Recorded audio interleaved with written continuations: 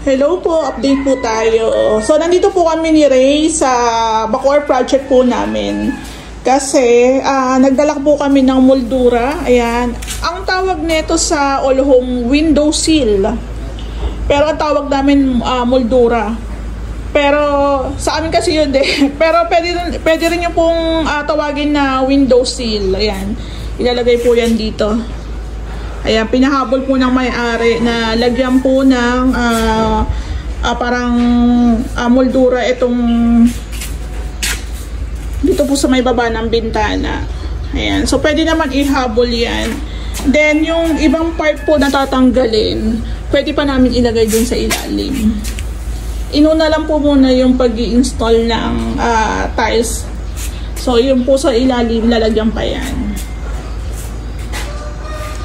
So, bali guys, dito po sa likod, ayan, gusto ng may-ari, i-tiles din po ito. Mas maganda rin pong naka-tiles talaga para mas malinis tingnan. Kasi pag hindi po naka-tiles, malikabok.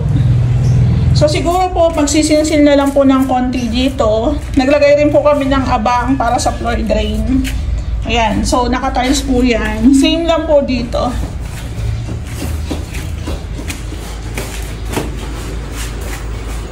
So, bali guys, ito rin yung sinasabi ko sa inyo na itong part na to is lalagyan po siya ng sliding.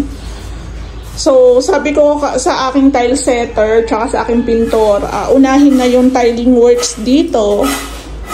Tapos, unahin na rin po yung pagmamasilya tsaka pagpipintura para pag pumunta po yung installer, pag nagsukat, saktong-sakto na po yan.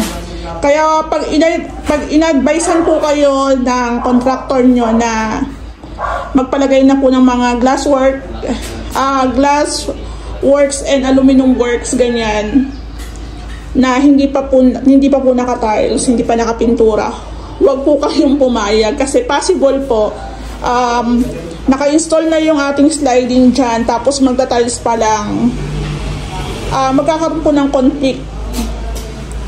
Then possible din po ma-damage yung mga glass natin. Ayan. So, katulad po nito, kung mapapansin nyo, yung sticker po, hindi pa namin tinanggal para hindi siya marumihan. So, ito naman po, retouch na lang, pintura na lang naman. Tsaka, dapat po talaga ingatan. Kasi kung hindi, syempre kami ang mag-shoulder niyan. So, kailangan ingatan. Then, nagdala rin po kami ni Ray ng 6 box additional na tiles. Ayan. Paano nga ito kung parehas? Buksan lang natin kung parehas. Parehas, no? Ayan. Buti na lang, meron pang stock nito sa Tion Paul. So, may nagtatanong kung anong pangalan daw. Ayan. Pino ang brand.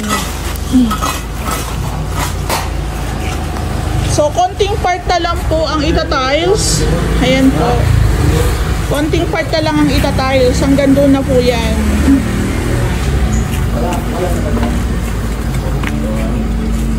So, guys, meron nagtanong kanina sa comments. Sabi niya, ilan daw na tile adhesive ang magagamit sa isang 60 by 60 na tiles. Depende po kasi kung makapal po yung paglalagyan,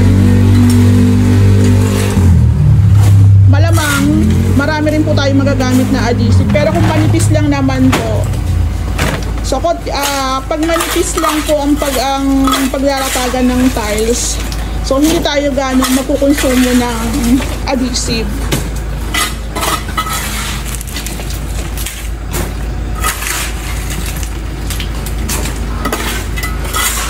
So, ito part na po ito is namasilyahan na. Ayan. Kaya yung mga halaman nila ma'am dito is talagang matatamaan, madudumihan. Kaya nakamasilya na po yan lahat. Tapos itong part na lang. So guys, kung mapapansin nyo yung gate natin, hindi pa namin pinapagawa kasi may nagtatiles pa. May nagtatiles pa dito. So once na gumawa na kami ng gate ng bakod. Magsasaping na lang po dyan. So, iingatan na lang po yung ating tiles. Yung loob po, ang kulang na lang dito, yung parang console, parang sa dining po. Tapos dito yung ating kitchen cabinets. So, yun na lang naman ang kulang. Tapos yung pintura nga natin is ano na to magkakaroon pa kami ng final coating. Kasi syempre madudumihan pa rin. Pero sa tiling works, halos ano na kami, nasa parang mga nasa 90% na kami. Kasi konti na lang naman yung ita-tiles. Ito, lalagyan po muna to ng hamba. Bibilihan po namin to ng pinto. Tsaka po itutuloy yung paglalagay ng tiles. So, katulad din po ng paglalagay ng mga glass and aluminum works, kailangan naka-finish na po yan. Kaya hindi po muna yan tinuloy.